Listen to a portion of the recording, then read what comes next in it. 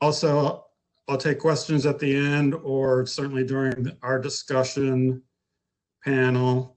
If there's a burning question you want to ask me in the middle of the presentation, just let me know or put it in the chat and I'll see if I can work in an answer to the presentation.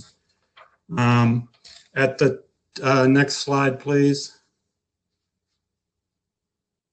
Thank you. At the 2018 spring OAC meeting, I identified occupations 1 through 3 at Columbus Southerly Wastewater Treatment Plant in southern Franklin County, Ohio, as encompassing most of the Woodland period. The chronology was identified with 22 radiocarbon dates from 5 sites on an abandoned terrace and floodplain of the Scioto River. More recently, I've undertaken a temporal hygiene and Bayesian analysis to attempt to refine the chronology of the wastewater treatment plant region, and I've added 64 regional radiocarbon dates from roughly 14 sites to provide for a comparison. Today, I'm going to give you an update on this research. You might ask, what is temporal hygiene and what is a Bayesian analysis?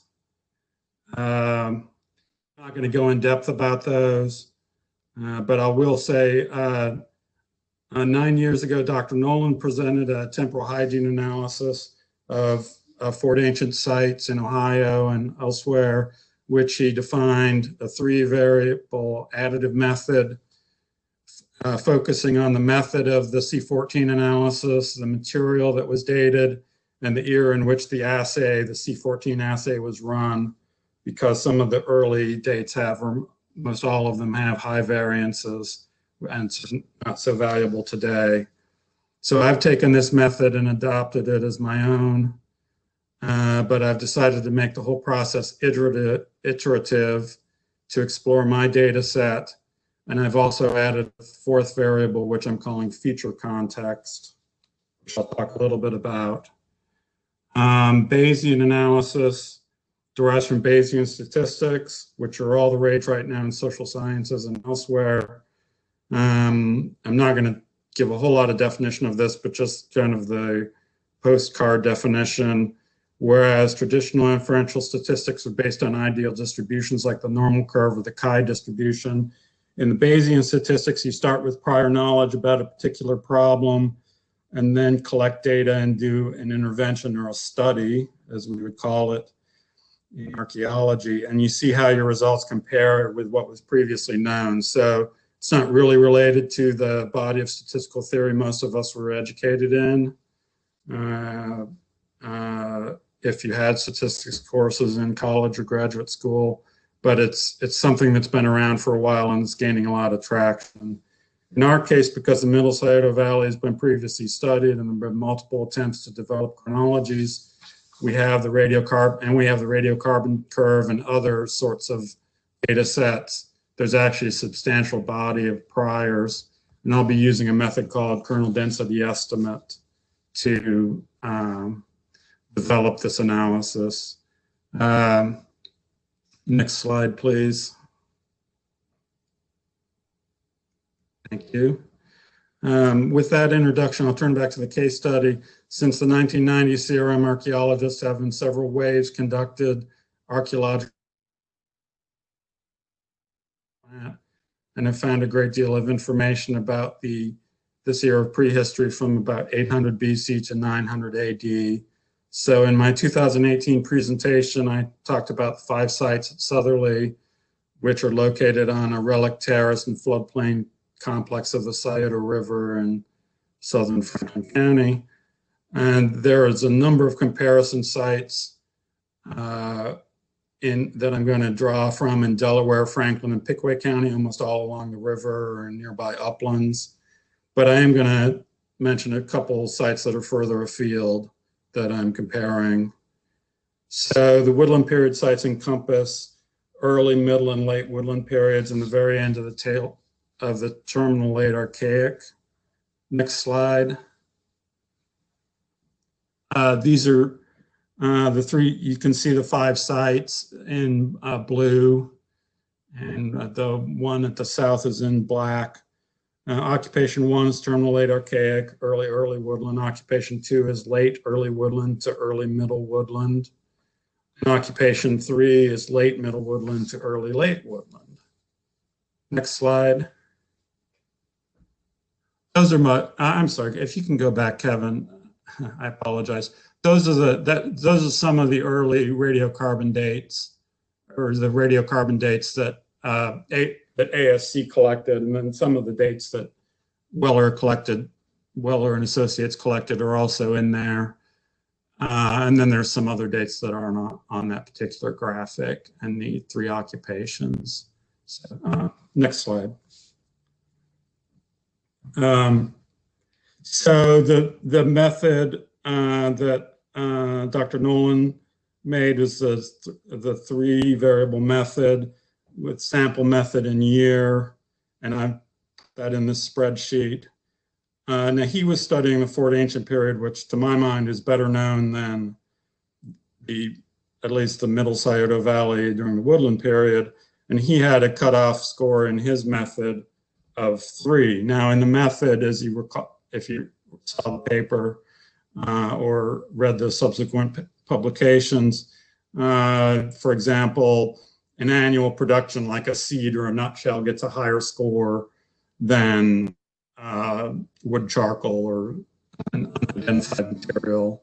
And that's going to be critical in what I'm going to talk about. And then there's various score metrics for the other 2 other variables. So higher is better. So, but I considered my study to be exploratory. So I made my cutoff score 2, and I'll show you, and then I do change it up later. So I'll show you how that works out. Next slide. So the first iteration of the study definitely reduced the temporal spans of occupation 1 through 3. One of the biggest issues with looking at sets of radiocarbon dates is they tend to get over-dispersed for statistical reasons that are really unrelated to the phenomena you're trying to date. So you end up with these long spans that go well beyond what, just because they tend to be additive, at least the simple methods. So, but we did eliminate 63% of the radiocarbon assays, 16 of them, and I was left with 7.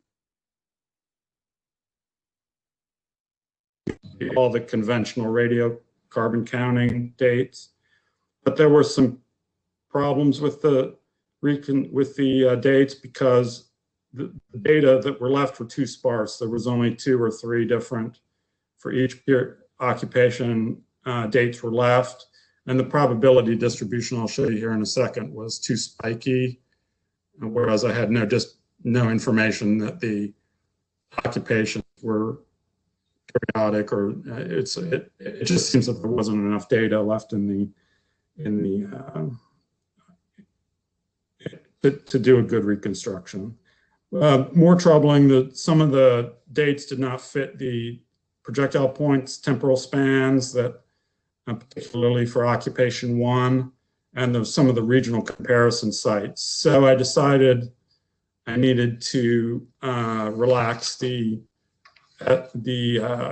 cutoff score even further. Next slide, please.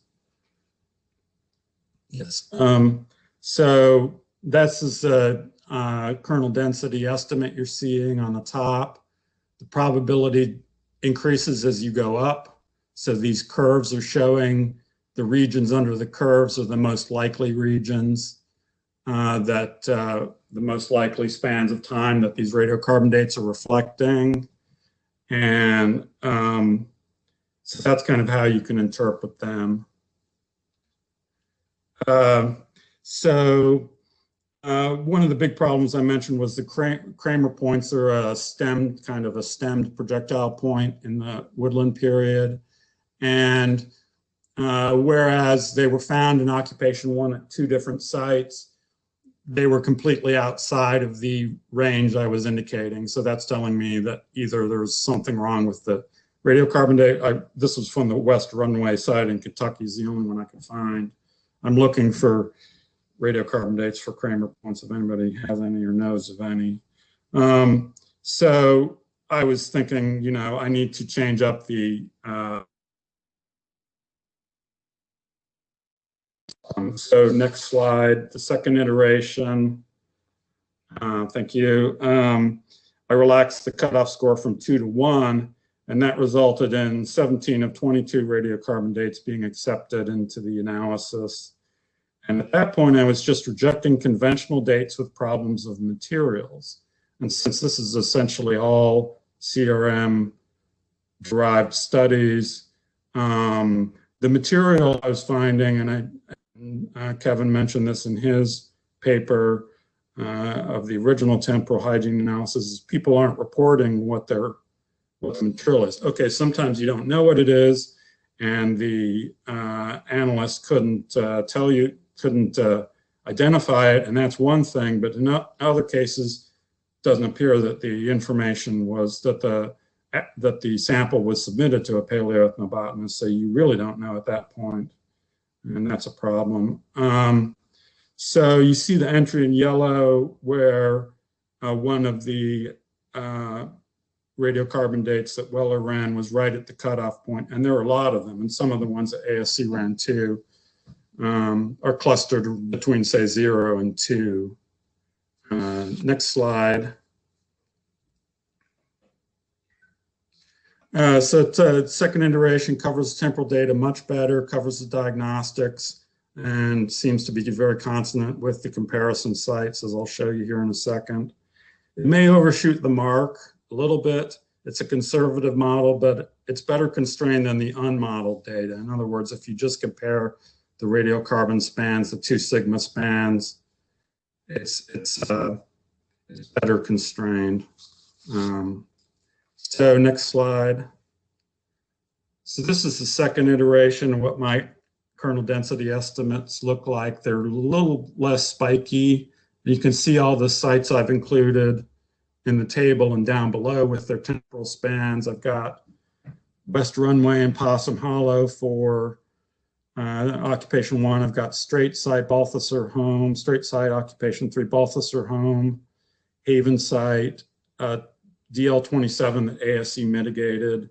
These are all occupation 2 and 3 related sites. Marsh Run, President's Club span pretty much the whole chronology. Scioto Trails and Water Plant site. Here in a minute, I'll show you the comparison in the end of occupation 3 and how that feathers in there.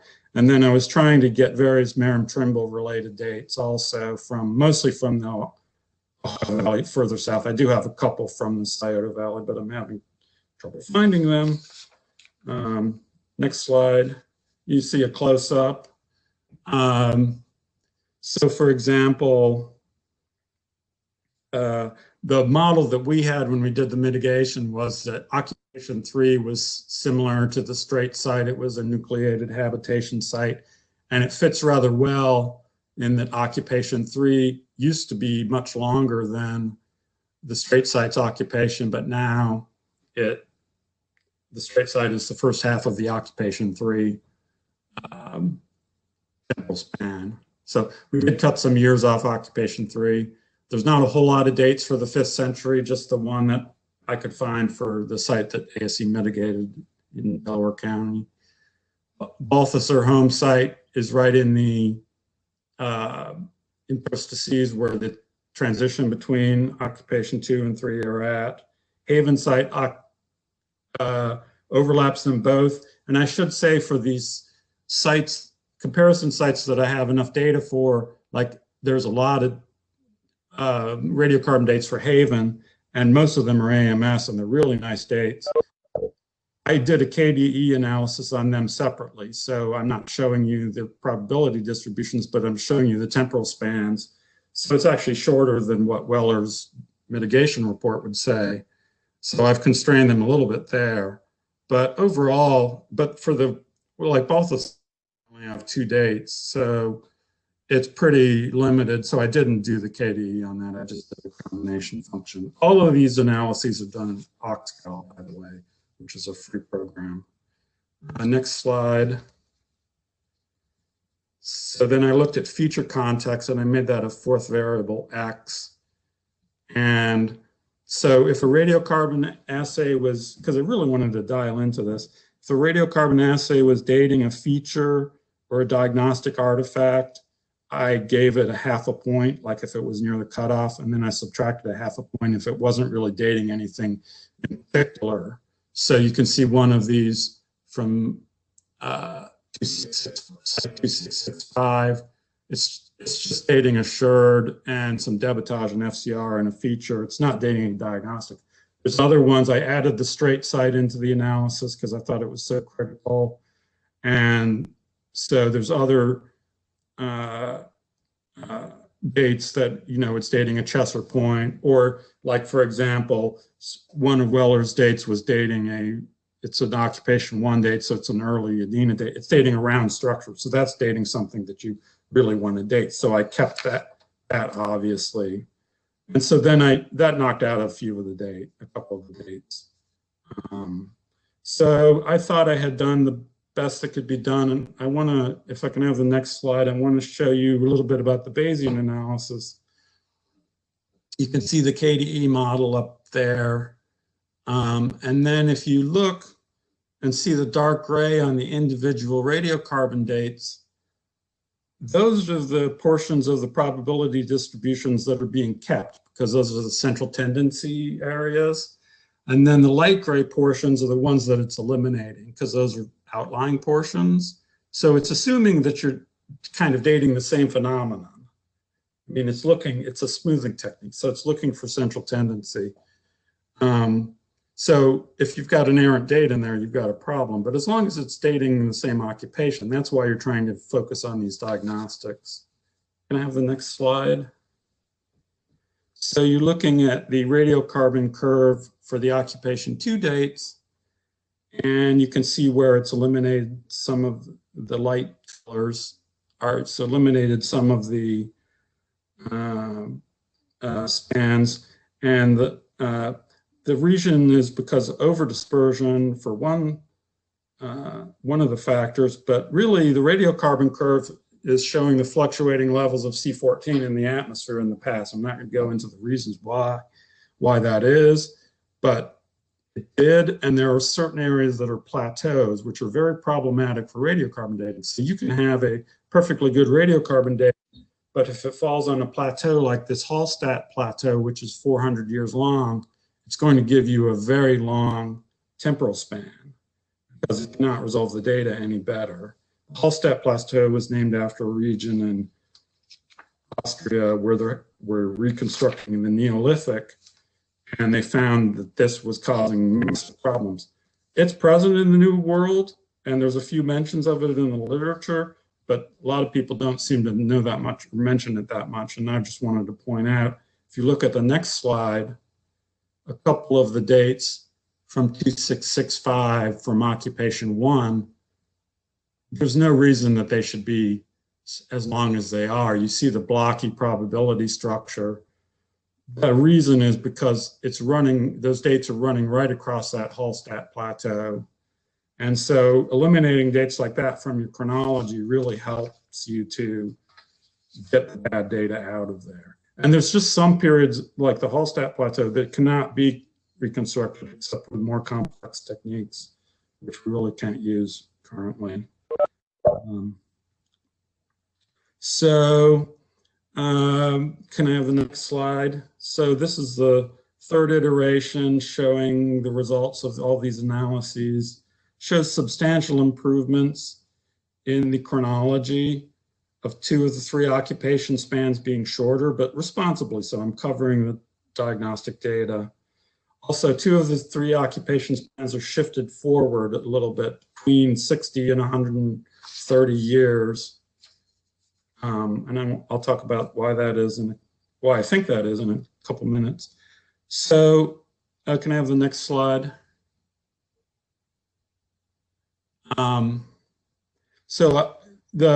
I've made a non-uniform phase model, which you can do in OxCal, but once you use the KDE analysis, it won't do it itself. You have to sort of draw it out by hand, so I did.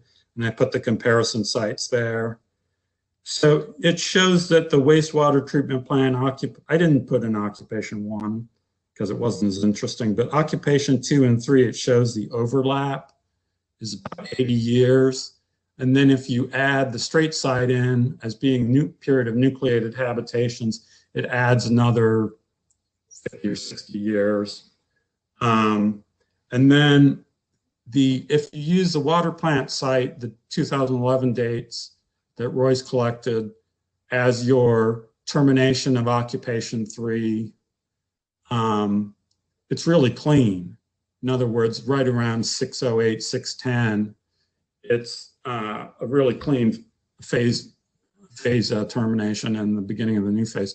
But if you were to add Scioto Trails, which is another Newtown phase site nearby, then it goes back and there is some overlap, about 50 years overlap, back to about 540 or 550.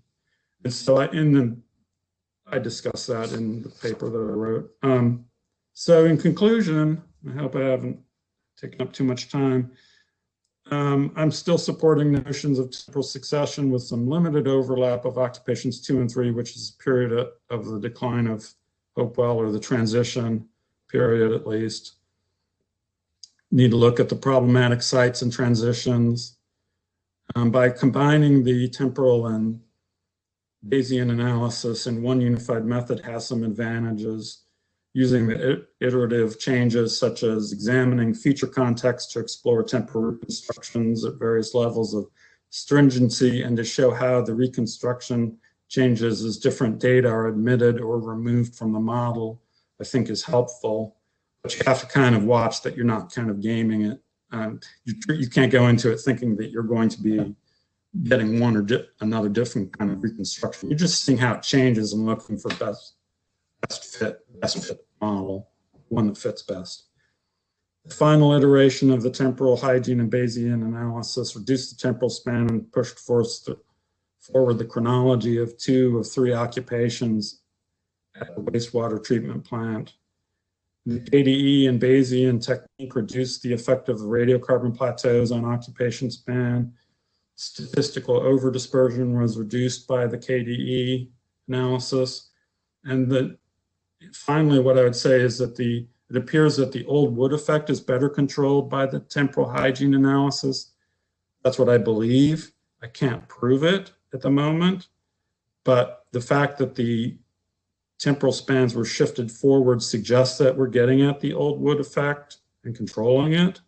But the problem is we can't know that we're doing that, because most of the radiocarbon dates that I eliminated were the ones that were labeled as charred material or had no chemical analysis whatsoever. So I don't really know for certain that it's wood. It could be other things, or there could be other reasons that they were problematic.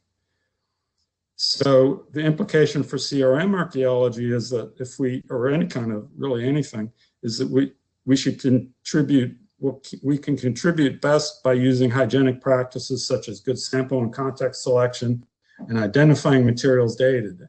And it's a different thing to say that you tried to identify a radiocarbon dated material and you couldn't identify it, rather than just not even trying and then just submitting it without an analysis.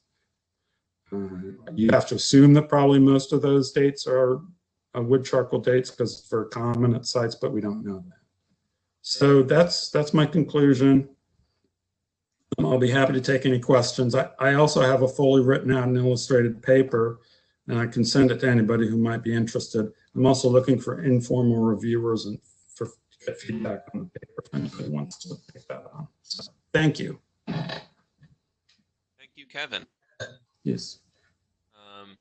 So we'll open the floor up for a couple of questions, but I just wanted to keep people mindful of the time. It's 11:35.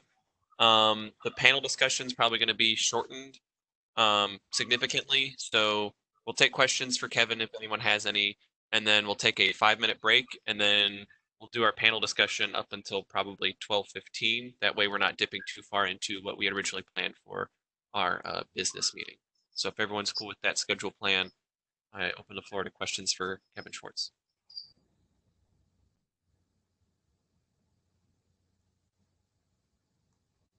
Don't everyone speak up all at once now.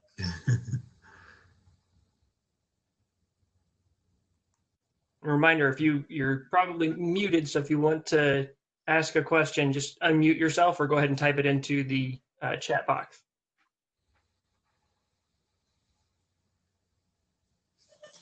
Hey, Kevin Schwarz, this is Jared. Yes. Hey, how did you determine what the dated material was? Were you just looking at the laboratory sheets? I was looking at the reports for dissertation. In your case, as you recall, I sent you an email to ask about one sample. Yeah. And in other cases, I looked and I didn't, you know, if somebody writes a CRM report, then 10 years later, you have a question about what material you used, you know, do they remember or do they know? So I thought about contacting people, but I did in your case, obviously that's not a CRM report. You know, I didn't think that necessarily that was the best way to go because memories fade. And I would just highly encourage people when they write these reports to include a table with all the relevant data or at least put it in the, you know, so. So Kevin, what level, this is Bob Dunhammer, what level of specificity, how much did you want to know? Is it good enough to know that it's just charred material? Is it wood charcoal? Mhm. Kind of wood? What did you want to know? Yeah. You know, there's various levels of information, and I have some tables I can send people what I report. I report everything that the paleoethnobotanist tells me. And you know, for example, I remember when Karen Leone was working for Ove, she would tell you what kind of wood you were dealing with, if you were dealing with wood. And then she would tell you what its characteristics are. So if you're going to submit I'm just throwing something out, like basswood versus, okay, so some tree species are really long-lived and others aren't. So, you know, and she would put that information in her reports so that you could select, even when you were dealing with wood charcoal. And I'm not saying it's totally valid to submit a wood charcoal date, but we want to know the maximum amount of information about it. And then in the dates, if you put a table or whatever, include those radiocarbon, all the details like the delta C13 and any other isotopic data that's in there and what lab ran it, the lab number, because the lab keeps the data too. So if, you know, they don't try to identify the specimen, but just all the data that you can possibly get in that report is helpful because it's not just me. I'm sure some of you probably have been contacted, but Bob Kelly at University of Wyoming is running a NSF study, and he's reaching out to people all over the Eastern United States to try to develop a better radiocarbon data set for this whole part of the country. So, you know, the more data that one can put into these things, the better. I would also note that Tony Cruz and Derek Hamilton in American Antiquity, I think 2018, they also talk a lot about good best practices for, I mean, that's the main point of their paper, best practices for Bayesian analysis and how you can get into it if you don't know what it is and how to use OxCal. But I'm pretty sure in that article, they also list that the type of things that are recommended, best practices to include when you report dates. Yes. And actually, I was just, because I was up really late last night writing reports and looking at SAA style guide, SAA actually has some recommendations that don't go as far as Hamilton and Cruz, but and others that are out there. But most people, even that publish in American Antiquity, don't include that information with their dates. And so even just saying it was a seed, I don't know what it is because I have no money, and it was wood. That right there gives you a little bit of information. Exactly. Yeah, and also if you calibrate the date, what calibration curve you, because different calibration curves give different results. It might only vary a little bit, but you know, they get better over time. At least they're trying to make them better.